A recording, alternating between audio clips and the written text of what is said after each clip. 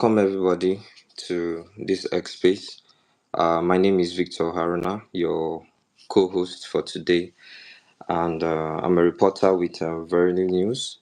And tonight we are diving into a critical topic, which says can Governor Fubara secure a second term amid Rivers' fragile peace? With the recent lifting of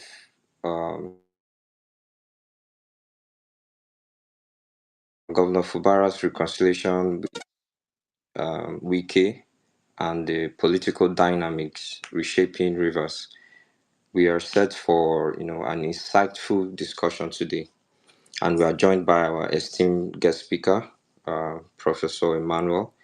Um, we will explore challenges, opportunities, and strategies that could define Fubara's path to 2027. So, with that being said, let's get right into it.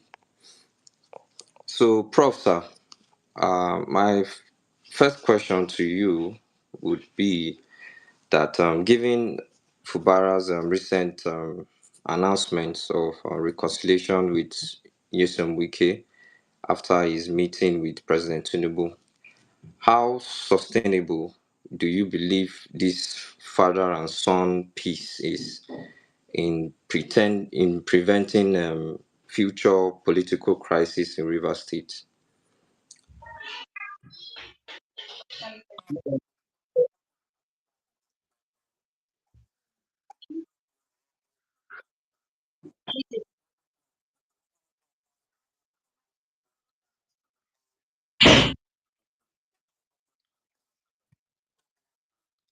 Okay, Should I? thank you very much for the question, which is centered on whether Fubara, given the current peaks, in a new posture where we are seeing the say father and son relationship, Fubara being the son and Wike actually being the father, whether Fubara can secure a second tenure.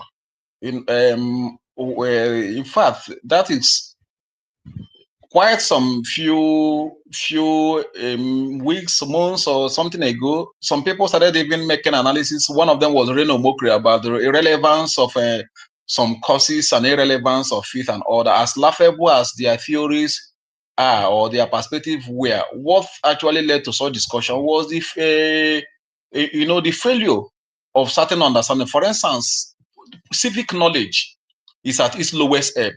Politics, the raw material for the play of politics is the art and artifact of politicians. What politicians do, how they do it, and all that. That's why if you ask somebody define political, it is the same thing with asking what is carpentry.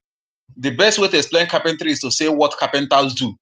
And by saying what carpenters do, and by implication, what political science is all about, where you won't say it out of the blues, you would draw from the practical experience which we are all exposed to. First, the whole discussion and this whole understanding, as right as it is, comes from this understanding. It's come from this understanding that the citizens are no longer the kingmakers. What actually makes democracy an appreciable system of government? I've actually said this over and over again. An ex-American president is saying we are not saying that democracy is the best of the systems that have actually been practiced. I hope I'm being heard clear. Yes, sir. Yes, sir. Okay. Yeah. You say I'm not saying that democracy is the best system of government, but it's better than all the systems that have actually been tested. Then he went further to analyze what gives democracy its credence as the best system of government. It's the rule of citizenship, where majority of the citizens now determine who governs them, how they are to be governed, and the tenancy, the tenure of those who actually govern them. One other fallacy so this whole question come from the practical distortion of this whole dynamics of democracy and democratization. The distortion comes from the first. The citizens' powers are seemingly eclipsed. They no longer have the power to make. They no longer have the power to make such rules. They no longer have the power to determine who actually govern them, they no longer have the power to have the proper influence that they should actually have, and all that.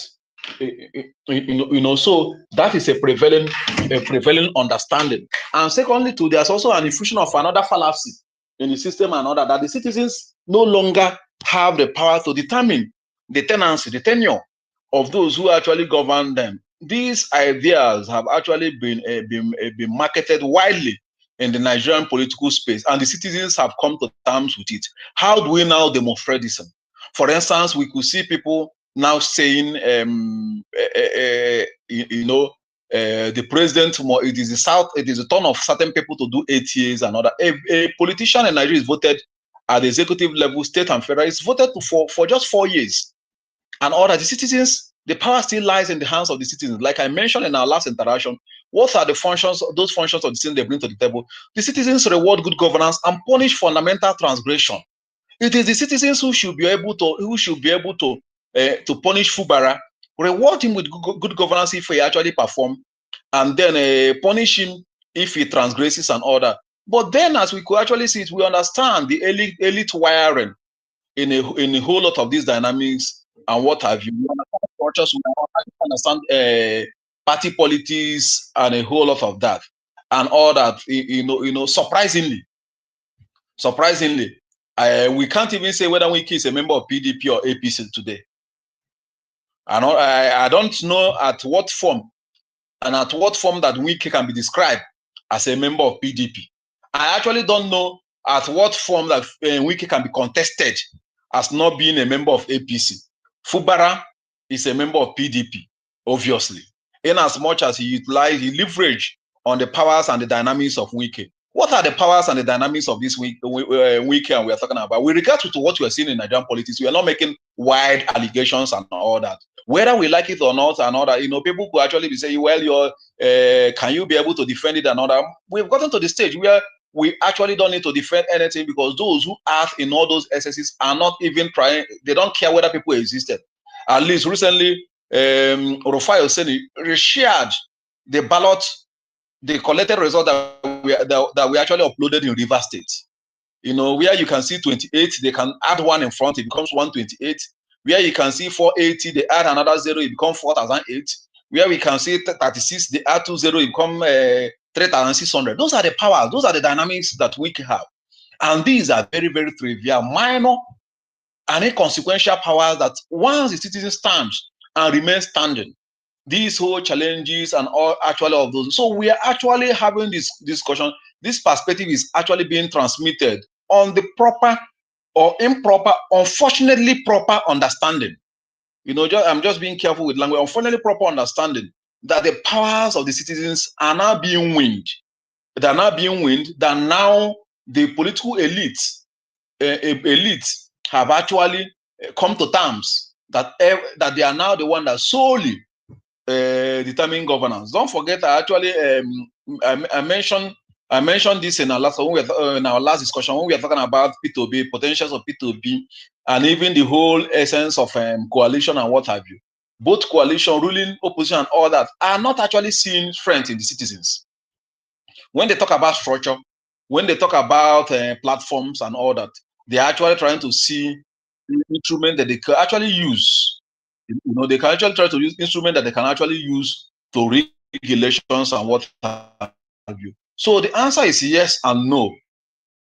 Having made this very long analysis, Fubara has a 80% chance of returning as Rivers State Governor, and Fubara still don't have 80% chance of returning. In as much as 80 plus 80 is 160, it doesn't constitute 100 in percentage.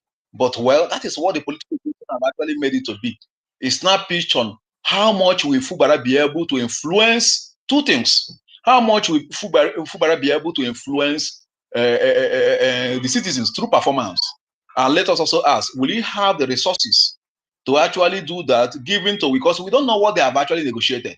Because what Fubara, the dust he was raising, which he didn't have the strength to sustain, the dust he was raising was that a whole lot of relationship have been on reverse resources, the control of rivers resources, which we want to be influencing and controlling, which to him he want to use and perform for rivers people. Now that they have actually reconciled with what we Fubara have put aside, is he now saying, yes, I'm ready now to put the resources of rivers in the pockets of Wike, and then make do with whatever I see, be comfortable to be governor, collect my salary, loot the remaining part and what have you. I wouldn't know whether that's what he has actually considered to. So with that, everything about him is now dependent on what Wike wants and all that. So thirdly, the chances, secondly, the chances he might have is when I say 80% yes, is that well, now he have a complete is 2027. Another is time. So if he's reinforcing his strand and performs exceedingly well, it is the citizens that will actually reward him and all that. And let us not forget, by 2027, all of them will be on the same ground, running helter skelter.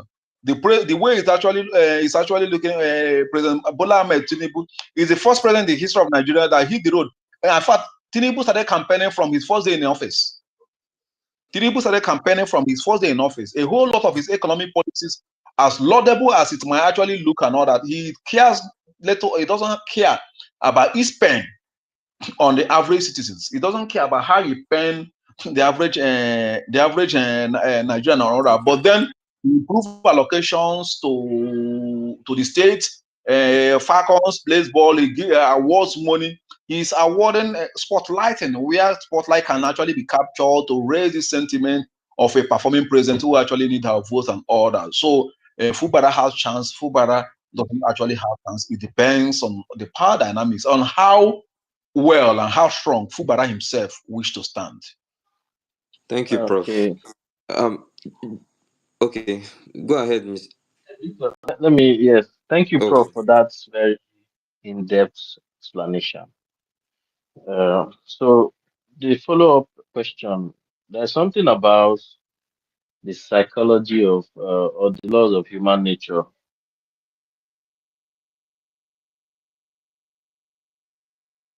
I'm hearing you.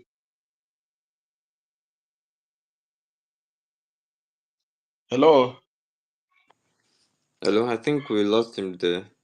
Maybe Okay, network okay. issues. Okay, so before he comes back, Prof, judging from what you said now, uh, and looking at the political stance, the political strength of Fubara at the moment, Mm. and with the recent local government election that saw APC, dominating, almost all the whole seats. They got about 20 out of 23 seats. Yes. How does this signal Fubara's weakened grassroots support, and what strategy could he employ to rebuild his base for second term? Well, you asked a very, very fundamental question. Another first, like you alluded, you say how does it? But let us remove the question mark and say that first, it has actually announced the funeral of Fubara's grassroots control in Hmm. terms of political structure at the grassroots, just political structure, which is even a minute and minority in the political equation with what democracy provides. They actually the minority equation with what actually democracy provides. And all that. Let us actually be sincere with a scenario. There was a local government election in Abia this year and all that. It's just somebody was telling me it's on the polling unit of the governor that elections held. Hmm. It was on the polling unit of the governor that the election held. Then because of the instability of the Abia state governor, the governor I'm talking about and all that. Zenith Labour Party was the umbrella that he was using to push his people because I think he was having issues. I think he's still having issues with Labour Party and all that. You still have this and all. So Zenith Labour Party, why he used Zenith Labour Party? Zenith Labour Party swept the election except in two places. So in two places, I think YPP actually came up another. What that tells you too is that well results are actually being written. somebody who actually believed that his powers cannot be suppressed and have the citizens on his side, still had an option. What these guys do to us, let us actually say this.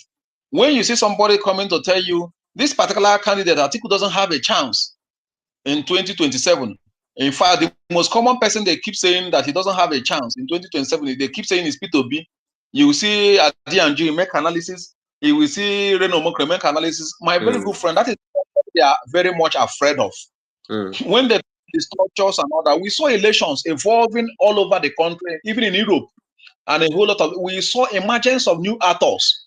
Since we entered from 2023, 2022 or thereabout, we saw emergence of new actors, hitherto unknown people coming into the political scene, telling people what they could do, and with the power of social media, these guys were able to sweep the elections result and all that. So most times, these actors try to market an idea. It's a psychological thing. They try to market an idea of this, and once the citizens actually accept, acclimatizes, and absorb and synthesize this idea, they have on their own weakened their own power. Like when somebody, every government in this country can do 1 year if they are not performing. They can lose elections. But the market, I wait till 2028 and 2027 and all that. They are just doing that, waiting after 8 years. There's no vacancy. They are doing that with fear. And the more we have actually come to buy this, the more. So what am I saying? What I'm actually saying is this, is that, Abia State, where results were written, so a politician was telling me that it was just in the polling unit of the governor. It was just in the polling unit of the governor. They have a semblance of elections and all that. But despite that, two people came with a different party. They stood their ground. They had their supporters, and they were actually able to achieve results. Yes, Fubara have actually been weakened. And all that. First, Fubara himself does not even control the House of Assembly.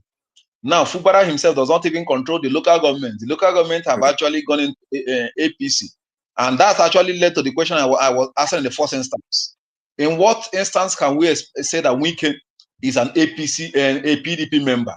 And in what breadth, in what logic can we actually say Wike is not a member of also APC and all that? So we've actually seen a whole lot of that played out. So what is left, like I've actually alluded before, is on how Wike himself, Fubara himself, appeals to the general citizens through performance, through welfare, improved wage, remuneration of workers, infrastructure revolutions, touching every aspect of the society and all that. Once a government decides to perform with the resources of the state, why we actually having these challenges is that we clap and applaud governance by our own intellectual deficit of benchmarking failure. Most times many governors are not performing with up to 40% of the resources at their disposal. Most of these politicians are just merely doing little. And when you analyze some of them that they say they are performing, like Abia State governor, somebody who is the most expensive governor, he has spent over 88 billion or thereabout within a year maintaining his private his government has his own personal space and all that. But when you actually check and all that, even with AI and all that, you will see he's put out as a performing governor. By the way, AI is actually more positive inclined, and they are actually also drawing from abundance of database that have been supplied through many sources and all that. So if you actually use media propaganda and all that, so if it depends on the resource for aside the structured political discourse and whatever have been what we call parted affairs, a part that have been reached between Wike and Fubara. If it is a situation where Fubara still have the resources, to actually, influence and govern positively and make impact, that will be actually be able to be one of his saving grace. The next saving grace is that Rivers have been strategic to presidential elections in Nigeria over the years. We are even aware in every year since Obasanjo's second term, Rivers resources have always been used, and they have always played each of the Rivers governors. We can actually remember this. Peter Dele, with all the full pomp and pageantry of trying to become president, replace President Obasanjo, He did a whole lot of that, invested all the resources of Rivers State. It didn't happen. Amechi did same. Fought Jonathan, his kinsman. He did everything, destabilized PDP. Shada was going to form parallel government, was ready to bring violence and all that. He did all those. He still was not given APC didn't give him tickets and all that. And Wike, in his blindness, who have failed to study history, what Wike is actually going to do is to weaken governance and in Rivers, enrich himself. But whatever he does at the national level in terms of the presidency and all that, we understand the antics. We understand the geopolitical dynamics of power in Nigeria. We know that we can have the higher chances of actually becoming, despite the whole dynamics of ethnic politics. I'm not Igbo. When the chips are down, you will actually discover that Wike is one of the inconsequential sub-tribes of Igbo land.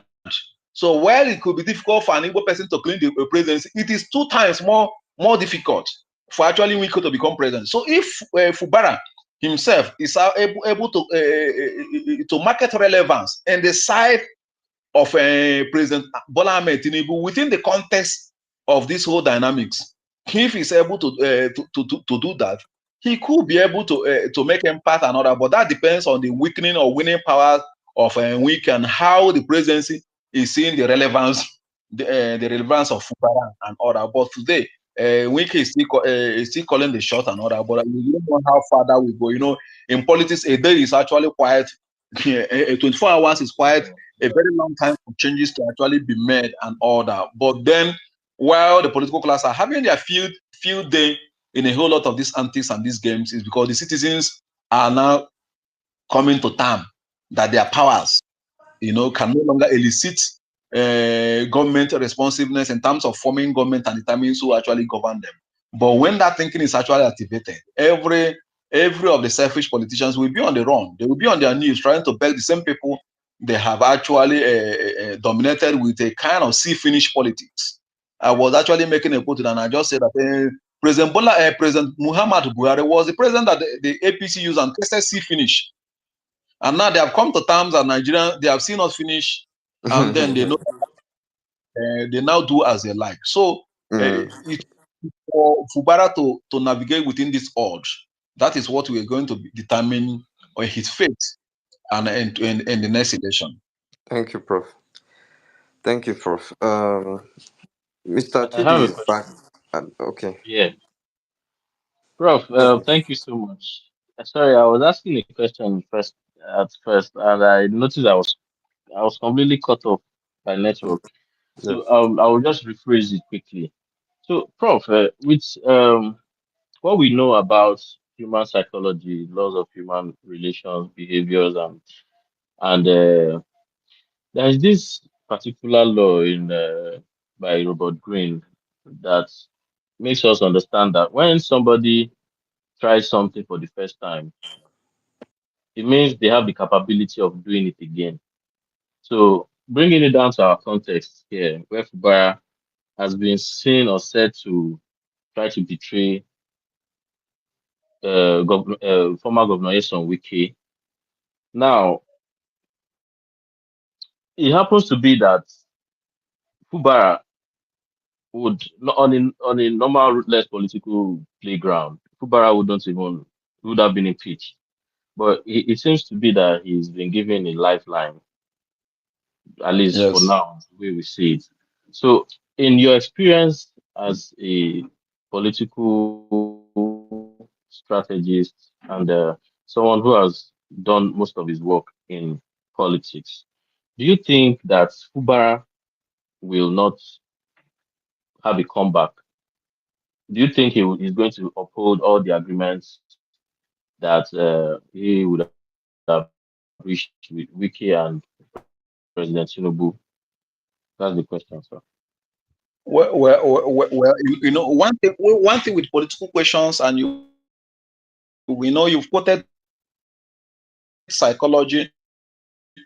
You've actually quoted the Robert Greene and all that, and all that is that the question, much questions, we can only advance some hypotheses. We are not, Yes. we are now based on what we've actually seen and other. First, let us agree.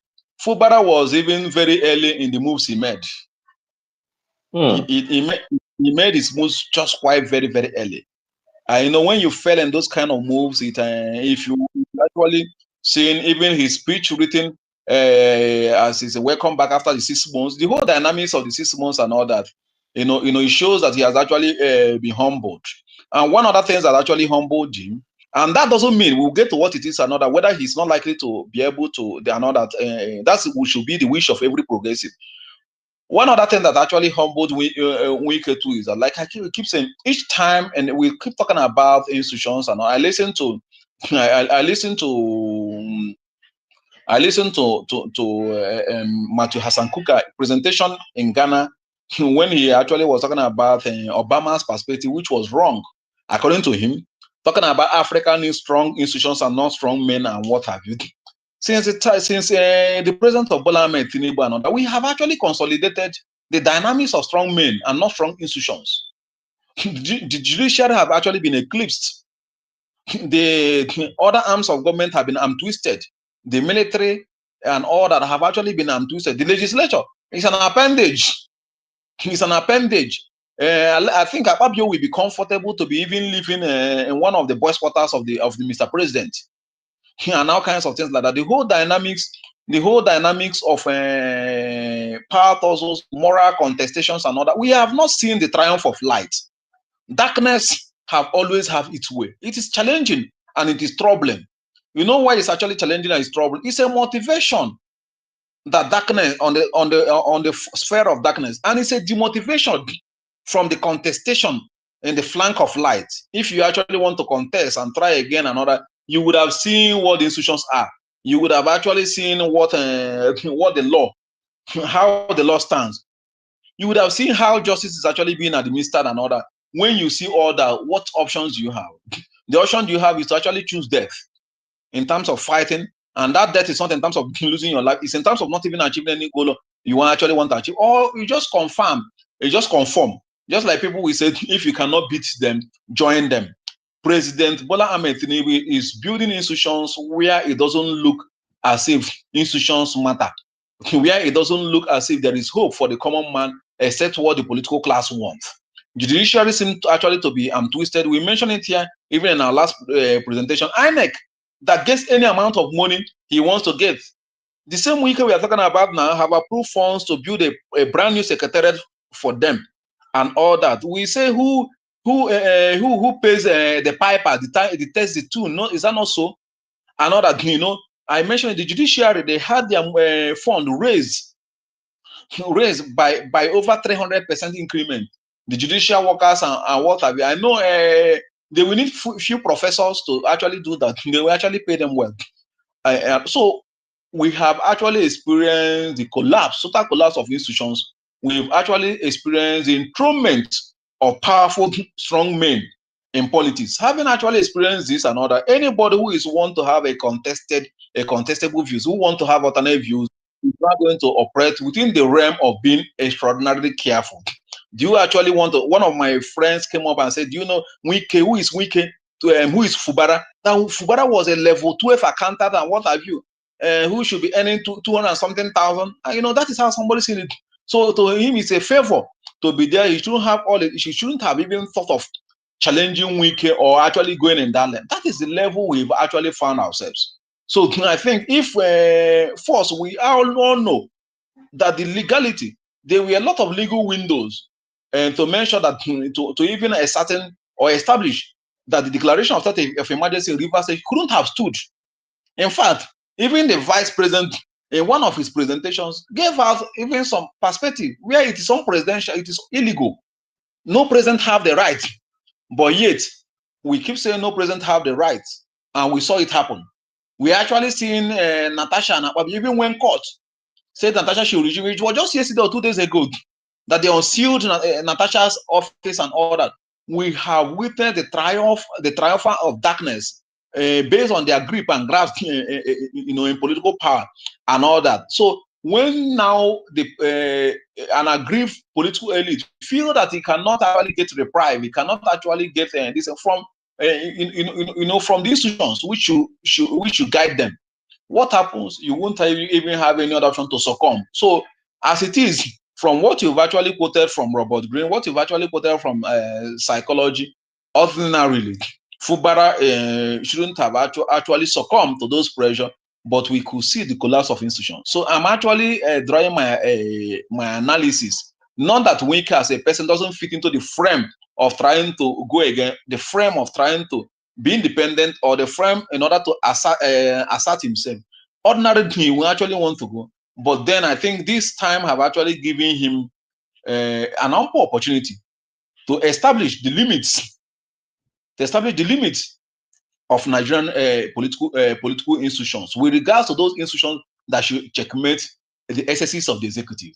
We saw that the institutions that should checkmate the excesses of the executive have been submerged as an offspring, as an appendage, and if it's even the back boys or it's even the agent of the excesses. The instrument that should, the institutions that should checkmate the excesses have even become the instrument of exerting those excesses. Another, we've seen that with even what Showore is, we've seen that with regards even to the DSS and all that, where even signatures are being forged, a whole lot of that just to, and then what has actually happened, where Nigeria have actually gotten it so wrong this time, is that nobody just gets punished for anything. We don't just pretend about it. And we might actually talk about that these are very long historical things before we go to where we are. But let us actually be factual to ourselves.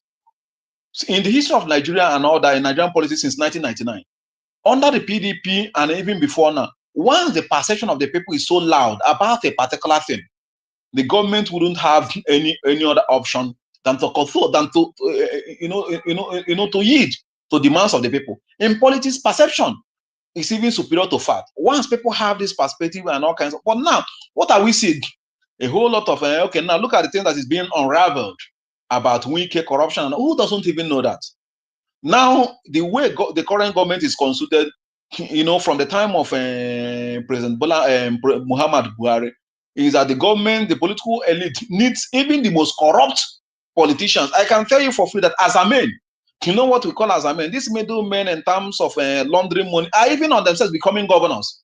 Somebody who had even served as bank executives, and what their function they have done over time is that they help launder money for governors. They are on their own now becoming governors and all that.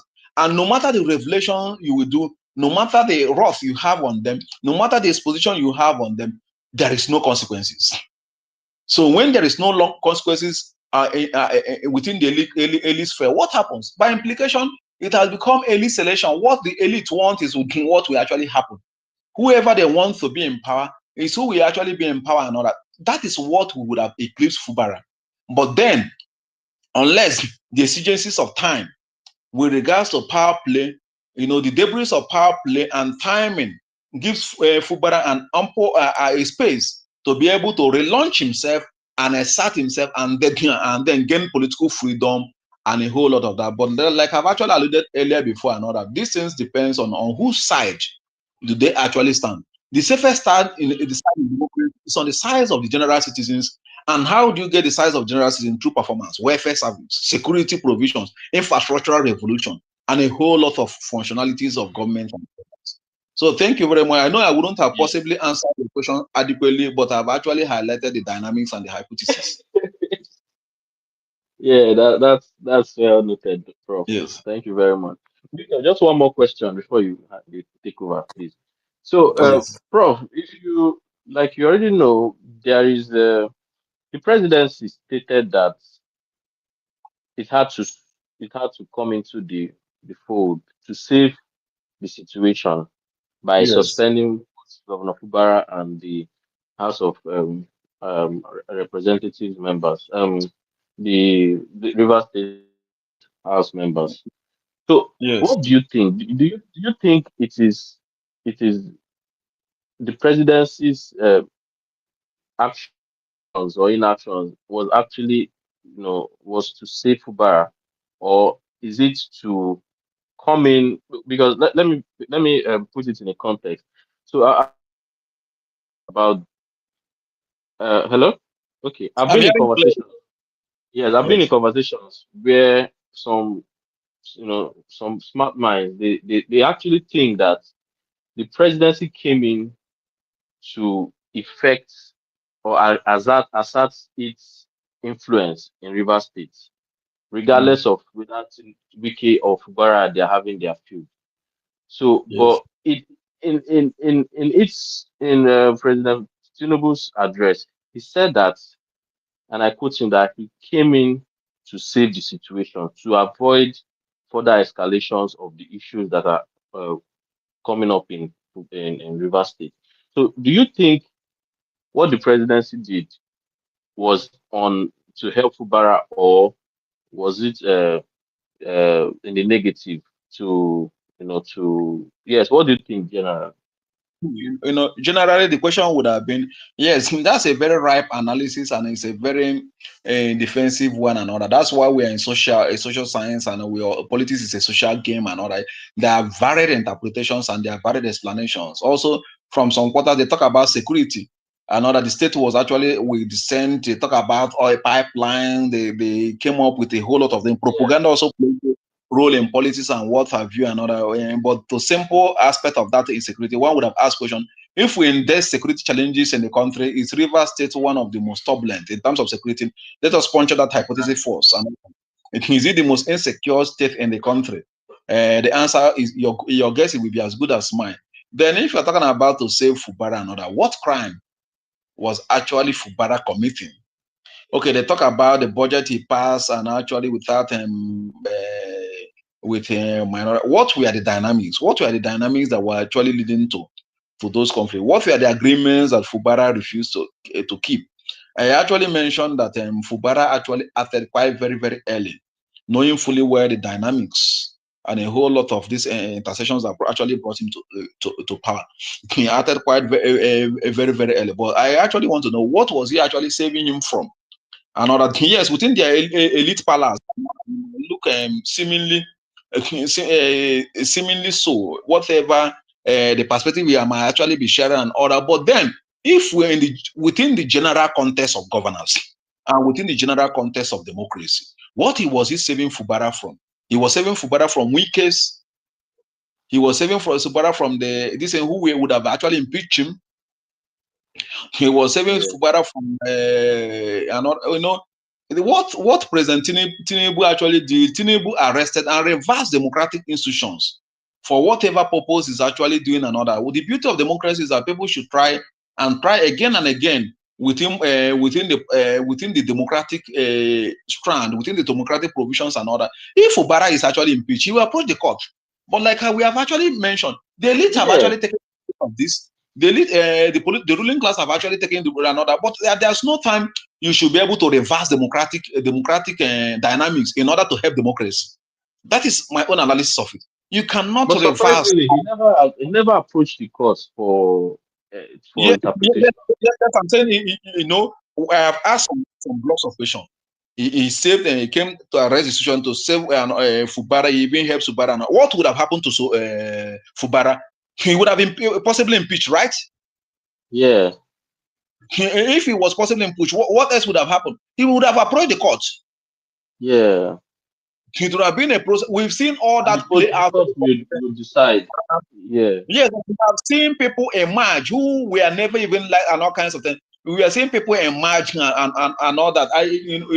I remember clearly, if you read Power Politics and Death, even the emergence of P2B, the whole emergence and the emergence of P2B and the extension in court, and your ban, all that. Even this guy, Yaradua was not even happy at the time. There were emergencies when Andy Oba was actually, because Andy Oba was somebody who was closer with, he could relate with regards to his contribution to his presidency and all that.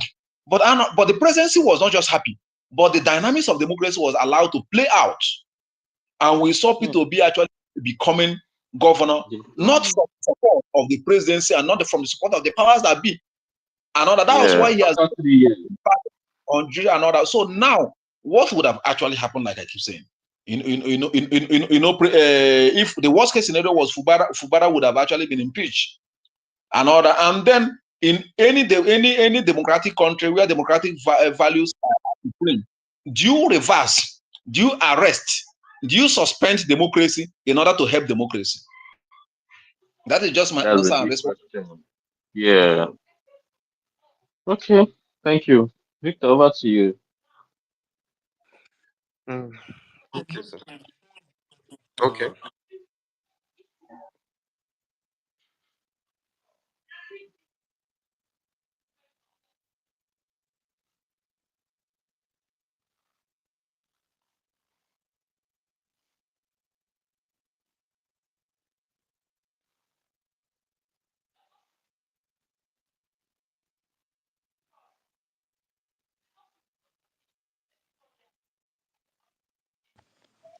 Okay, thank you.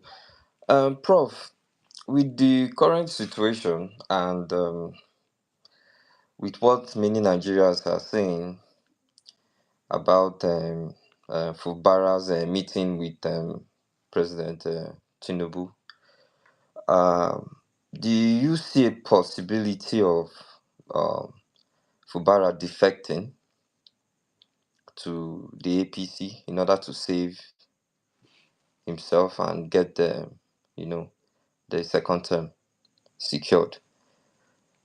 Almost all the governors in the country are already APC members, in as much as they don't say it. Um, Salute is a member. Yeah. Salute is a member of APC. Even the Abia governor, who was resistant to hang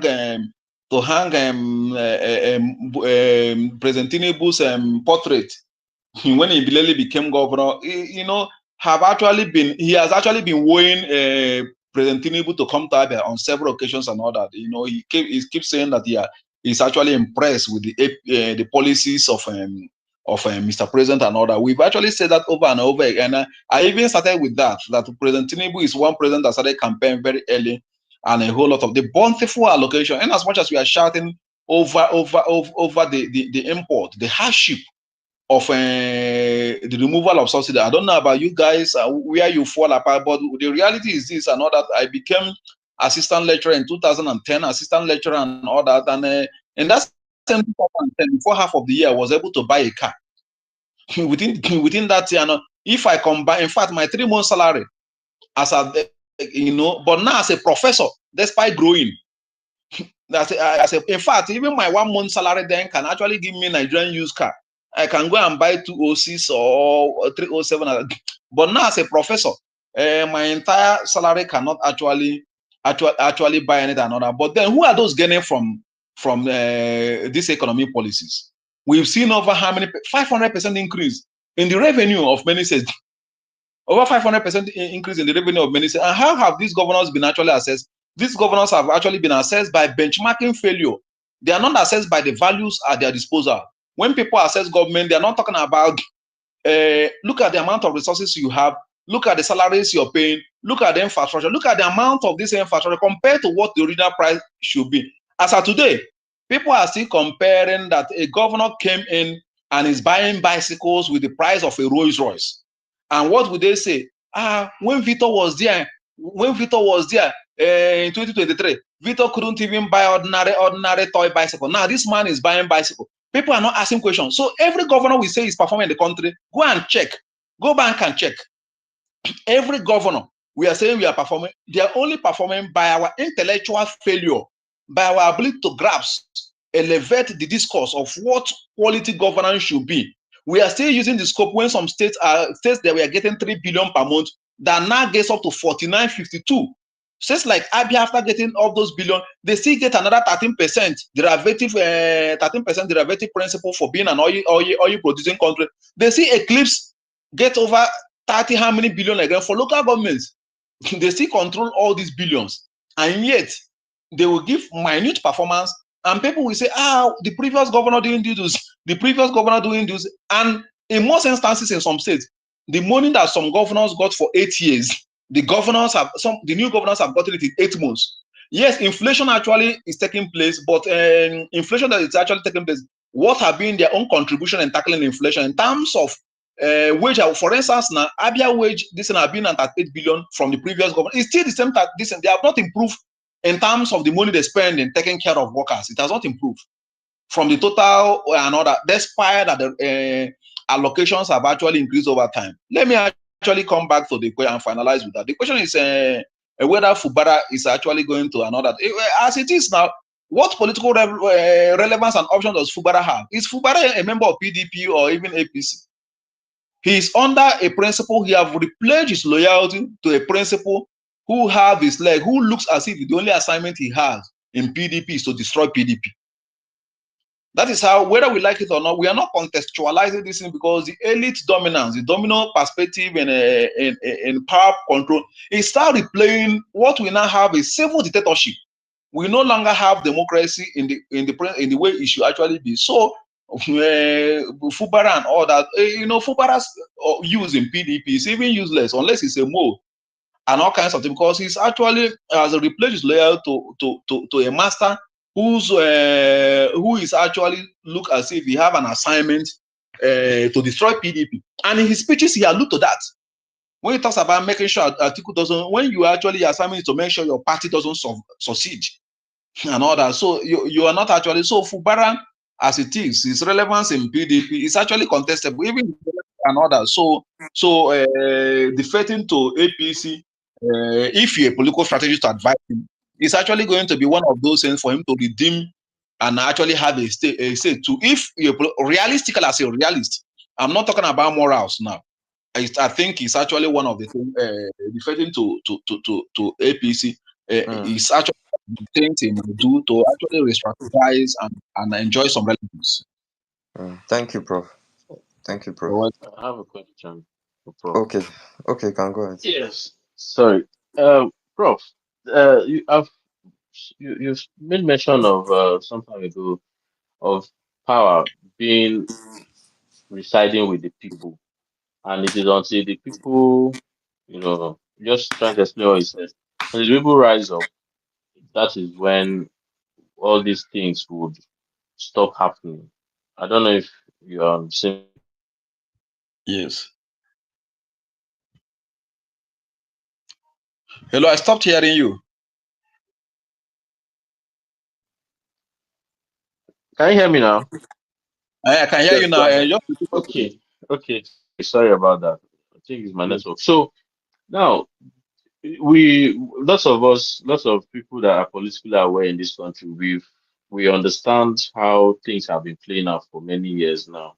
People are Yes. failing to rise up. People are failing to go hit the streets, ask for accountability from both local governments, both state governments, every level of governance. And it happens to be that there is a challenge. So what do you see that are these challenges that is hindering people from actually waking up in the morning and saying no to this, no to that, and taking up to hitting the streets, going to ask for accountability, making sure that things are done the way they should be done. So what do you see are these challenges? What is hindering people from actually making this bold step? Okay. Thank you very much. Let me actually add this time. If Nigerians should hit the street today, the Nigerians will know. Sometimes we see people make comments and people joke and they will ask you, this the head you used to make this comment, is it the one you're using to cross express? I've seen people ask those kind of questions. The way Nigeria is now, if the citizens should actually hit the street, they are going to bring danger that will take 100 years to correct and all kinds of things. What is actually hindering? What is actually making them and all that not being capable, not taking up the assignment of being critical citizens that should be able to contest the excesses of governance and be able to determine the kind of government that they actually need to have. I've said it even in our previous interaction. I mentioned it that democracy is not actually given on a platter of gold. It is actually usually struggled for by citizens on themselves. It is even more imbued and more reinforced when the citizens have experienced the pinnacle, the peak, the climax of arbitrary government, and all they actually want to do is to make sure that they contest, they hold leadership to ransom to offer them the very best governance. How and what do they need to achieve this? Civic capacity. And what is civic capacity?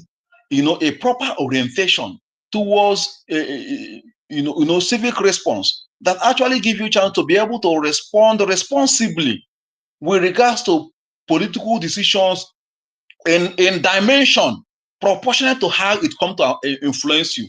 A renowned political scientist, Warren, have actually mentioned that the people should be able to participate in the decision-making process in as much as those decisions have actually come to actually influence. That is even aligns with what what Aristotle have said when we're talking about power. He said nobody can live above or beyond. He said we are all political animals and all that.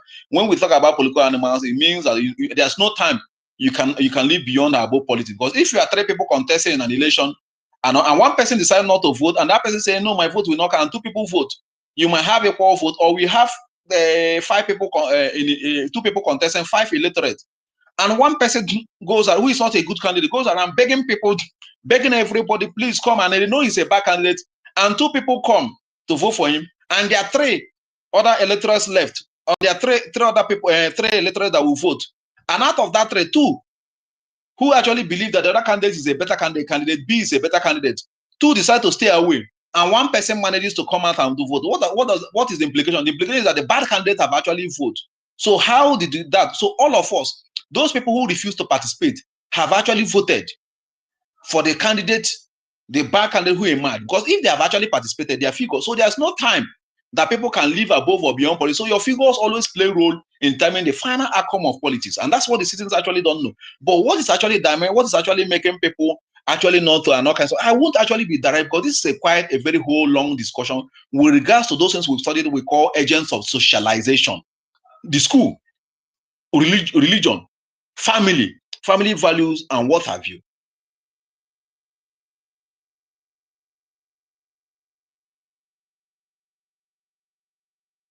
Hello, can you hear me? Yes, we can hear you. Okay, Mujahid, please, can you mute your mic? Once Prof is okay, done, you can ask your question. okay. So those values are what have actually come to be in deficit dosage in terms of educating the citizens on their capacity, on how they are able to determine the final outcome of governance and all that. Those things have actually been weakened. What we have been thrown is ethnicity and even religion have actually polished the divisive lines instead of making it faint. We should not even be pretending. Are we not even the churches, the big churches, Pentecostal churches, are we not even seeing their investment and the infrastructure? Are their investment aligned with their belief that there is one Nigeria? Or does their investment also services ethno-political interests and terms of identity along political lines, where even whether figures favors a particular region as being there's a university in the country, and somebody was even telling me that why this university is not sustainable, it's meant to be built here, but the church wanted it here. I say, really? I say, if it is the weapon, it is good. It's the first time I'm seeing that it's a reasonable thing. That's why people actually contribute. So we have actually enthroned this ethnic and divisive line, and then poverty have actually been weaponized. Poverty is a great variable in instilling fear and eclipsing the mind from being civic responsible. What do I actually mean by that? How many times we hold these conversations about national politics, about state politics, which is at the macro level? How many times do people hold conversations on the micro level? Last week, I was at the office of the Minister of Education to drop a petition. I was also at the office of the Executive Secretary of NUC. If you know the amount of corruption that have taken over the universities, the amount of fraud, the amount of rot going on there, fake professors, people with manipulated promotions, I imagine taking over institutions, being supported by political instruments, harnessing powers and all that. These fake professors have taken over a whole lot of the universities, and they are the hem of affairs of the university. And because of power dynamics, they are actually now being favored, because when you have questionable morals, you will be able to help the excesses of the powers that be and other. How many times have you seen professors or whatever? You can see a renowned professor, a renowned scholar, and how many times have they come to talk about the challenges and the rot in their immediate environment, the macro level of civic capacity building? It is all those. How many times do people spoken about all those things? How many times do people contribute against them, contest them, so that there will be change in the system? You don't see that. So there's one guy who always called me, Asusrai President Tinubu. I say, shut up. There was this release of 50 billion naira. Is it 50 billion naira for institutions and allowances to all universities? My very good friends, let me tell you this for free. Those monies released by Minister, we are stolen. We are stolen. I worked in a university where, by proper calculation, I'm meant to be paid around 30 million. by the load of costs I actually did. I was paid 175 million.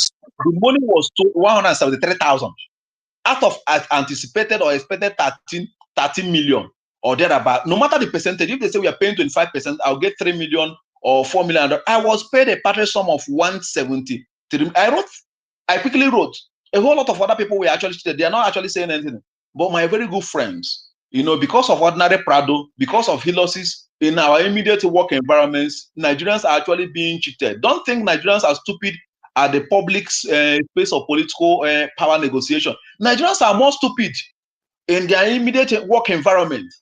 So if we, and these are the testing ground for the building of civic capacity, that is where the challenges start from.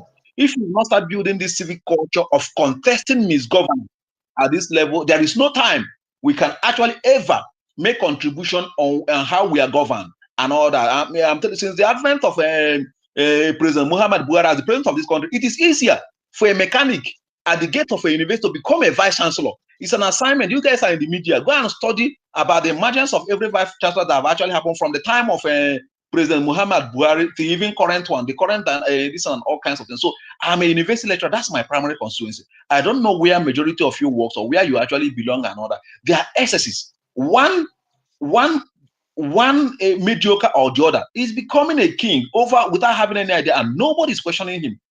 That is how we landed where we are. We should be able to contest excesses because there's no time you can actually permit all these excesses thinking it will not come to affect you.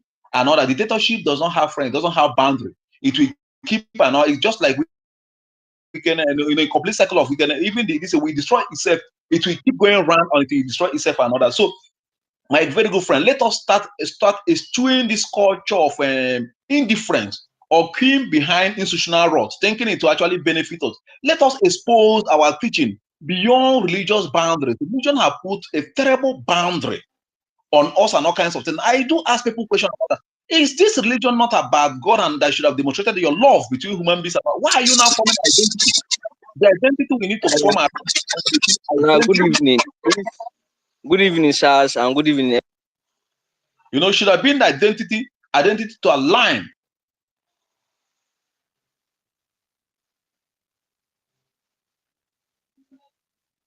Hello. Yeah, Prof, we can hear you. Prof, Okay, you can go ahead, please. So Please let until Prof we finish before anyone that wants to speak will speak, please.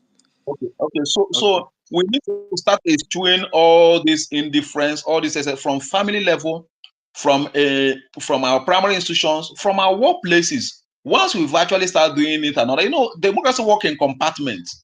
We talk about the civil society and all kinds of things that we would have actually produced enough aggregate of compartment where we would have established a culture of how to do things and culture of accepting that our excesses will be challenged and a culture of knowing that challenging excesses is actually both godly and politically safer to guarantee the future of the of the entire of the generality of the citizenry.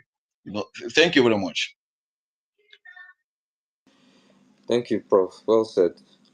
Of a truth, change begins, from us, the ordinary Nigerian, and until we get it right, uh, Nigeria will still be as it is.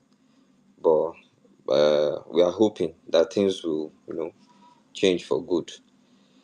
So at this moment, before I would conclude, is there anyone that would like to, add to what have been said today?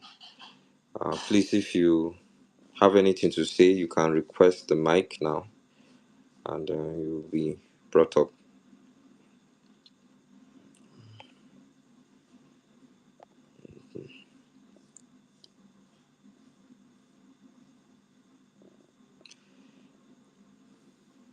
Oh, Hello. sorry, Victor. What was the question?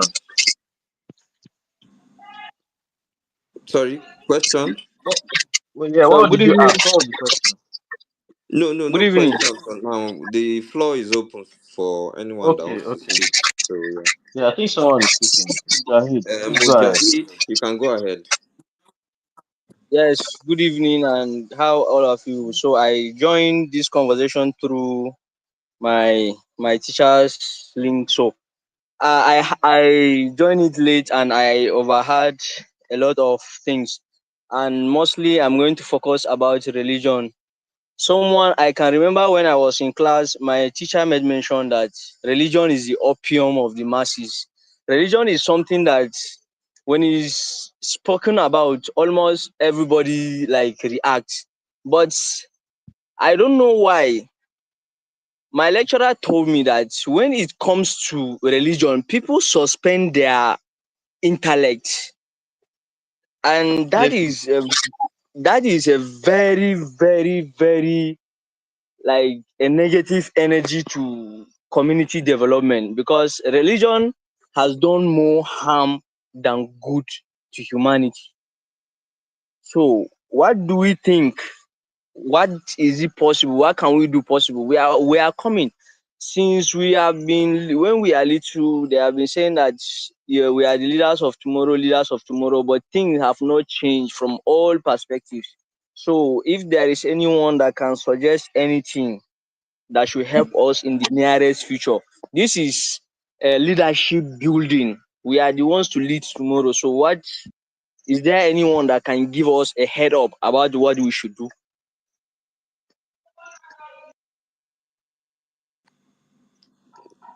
Thank you, Mujahid. Um, so he has asked a question. Is there anyone that would like to, you know, say something about that? Well, just Sorry, like what's the question specifically? just like just like we've highlighted, and even he has actually highlighted that if you watch here, we are product of different religions. We might have Muslims, we actually have Christian and all that. And then in reality, to say that across the religion, I've not seen very objective people who don't surrender their intellect and all that. Like even, the person who asked the question he asked is a product of the fact that he has not, despite belonging to religion, he have not also surrendered his intellect and all that. So what we actually need is to serve as influence. That is what I actually do. As a Christian, when I actually go to an environment that is not Christianly inclined, I focus on on critiquing the excesses of Christianity. That is the assignment we should be able to do our inward inward assessment. Should actually, if I'm more spoken about Islam if I'm more spoken about Islam and all kind, it's actually will be misconstrued. But I focus so much in studying what is actually wrong with us. I have a lecture yesterday and all kinds of things like that. Let me just say, I even have this unique perspective. I studied the northern region. I went to one research I did for Northeast and all that. And Boko Haram actually, the idea of Boko Haram, Western education is evil. Yes, Boko Haram actually became violent and all that. But the northern region I've studied, Northeast I've actually studied in the context of national engagement with regards to high stakes of distributive politics. My very good friends, I will tell you that the idea that Boko Haram is evil and not is that Western education is right is actually very correct. I mentioned it and people were surprised. Say how? I say, what do you mean? I say, yes. You get to the North, people that have their own different language. They have their own different language, Meregi and what have you. They are actually forced to study Hausa language. Then most of them actually go to Islamia, where the language is actually language of facilitation is Arabic. So after going through all those kind of education that is actually drawn from a different civilization, when it comes to the national level, you now subject them to Anglo-Saxonic civilization, which is English, Western education civilization. They have studied through Islam. And they have studied through Islam, through Arabic, and they have all the proper education, whether it's Arabic inclined and all kinds of things. So now, when you now actually need to come out to, and now you're now forcing yourself to be measured by your capacity and competence in English language. What does that mean? It means that you are now being facing multiple constituencies of learning, and multiple constituencies of learning puts you at a disadvantage. You're from a land where you studied, you've learned Hausa language, you've gone to Islamia, you've studied through and all kinds of things. So I have actually assessed that and say, yes, we have actually needed to replicate all we found to be progressive within the Arabic language to those people who started learning with Arabic language as their early language of their very early language of learning and all that. But later on, after studying Islamic and other subjects, so I have, when I was in class yesterday, I told them that yes, when I studied these people, Western education is could actually be helpful unless it's altered to suit the purpose in this in hinterlands of northeast Nigeria, whether it's Madagali and all a whole lot of all those areas and all that. So now we actually started raising this consciousness. The onus lies on us. Whether we like it or not, the little campaign we are doing now, what we are doing in order to actually make is part of these things we are doing now. First, now we've been able to see somebody express perspective, which he aligns with the fact that education makes people to surrender their intellect. And the more we actually raising these questions, the more we start getting disciples. That is how even religion got its own disciple. Whether you like it or not, when people were talking about the inroad of Daddy Freeze in contesting tithes and offering in Christianity, which he belonged, up to today, still having impact. It has led to a renaissance of thinking. In as much as new pastors are still emerging, and it has led to a renaissance of thinking. People have come to contest ideas with regards to contribution, with regards to what bonies are doing in church, sources of pastors' funds and what have you. So you actually raise very fundamental question, but then we are actually doing the right thing. Those who are facilitating these discussions are actually contributing in that direction. You that have actually asked these questions and highlighted this, you have contributed immensely. And the response to it too is also a contribution. With the more we start discussing and all kinds of things, it is idea. English Revolution, French Revolution, these revolutions were actually instigated by idea, reemergence of idea. It was the time they called the Great Renaissance. Thomas Paine, when he wrote his book on the Age of Reasoning, if it has happened before, people started contesting ideas, started contesting belief system, ideas are there running. So now we are doing this with the social media we have access to. It means that we're also in the realm of ideas, and we will keep actually discussing until we keep facilitating a developmental pathway that is acceptable by majority of Nigerians. So we are actually doing the right thing in the right direction, and we will actually get there if we keep improving what we are doing. Thank you, Prof. Thank you, Prof. Mr. Chida, I don't know if you have anything to say. No, I'm good. I'm good. Okay, okay. So, like, Mujahid, are you?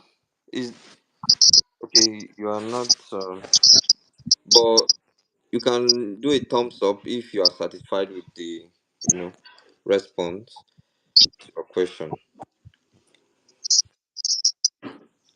He has gone. I think he's having network challenge. Yes. So, with what Prof have said about the religion and all, it all boils down to us doing our own homework. You might not have influence on social media, but that doesn't stop you from, doing something within your own little space in your, local community. You know, we have to preach one Nigeria if we really want to move forward in this country. And we hope that definitely that as we are, you know, we are here all together with one mindset to reshaping Nigeria. I hope that one day we'll all look back and say, "Oh, okay, we are part of, that the force that have reshaped the country." So we are way over our time now. It's over 1 hour, uh, and it has been a fruitful discussion. If you all agree with me, and Yeah. for those who are joining us for the first time, please, well, you are encouraged to follow Verily News, because we are going to keep doing this, until the dream of one Nigeria comes true. And want to say a big thank you to Prof. Thank you, sir, for coming to enlighten us once again. We appreciate. Thank you very much, sir. I don't know if the CEO of Verily News have anything to say.